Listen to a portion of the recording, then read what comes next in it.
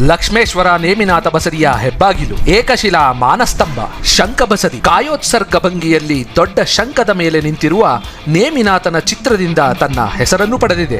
ಸಹಸ್ರಕೂಟ ಜಿನಬಿಂಬ, ರಂಗ ಮಂಟಪಕ್ಕೆ 3 ಪ್ರವೇಶ ದ್ವಾರಗಳಿದ್ದು, ದೊಡ್ಡ ಮಹಾಮಂಟಪ, ದೊಡ್ಡ ಅರ್ಧ ಮಂಟಪ ಅಂದರೆ ಮುಖಮಂಟಪ, ನಂತರ ಗರ್ಭಗುಡಿ.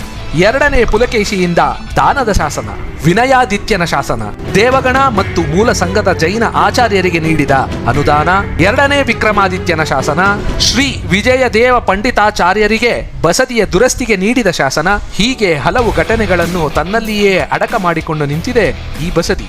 ಗೋಪುರದ ಒಳಗೆ ಇರುವ ಹಳೆಯ ತೀರ್ಥಂಕರರ ಮೂರ್ತಿ, ಪಾಳು ಬಿದ್ದಂತಹ ತೀರ್ಥಂಕರ ಮೂರ್ತಿ, ತನ್ನ 24 ತೀರ್ಥಂಕರರನ್ನು ಕಳೆದುಕೊಂಡಿರುವ ಪೀಠ, ಬಸದಿಯ ಗೋಡೆಗಳ ಮೇಲೆ ಯಕ್ಷರು, ಯಕ್ಷಿಣಿಯರು, ನರ್ತಕರು ಮತ್ತು ಸಂಗೀತಗಾರರ ಅನೇಕ ಅದ್ಭುತ ಕೆತ್ತನೆಗಳಿವೆ. ಹೊರಾಂಗಣ ಗೋಡೆಯ ಮೇಲೆ ಮಿಥುನ ಶಿಲ್ಪಗಳ ಕೆತ್ತನೆ, ಭಗ್ನಗೊಂಡಿರುವಂತಹ ತೀರ್ಥಂಕರರ ಶಿಲ್ಪ.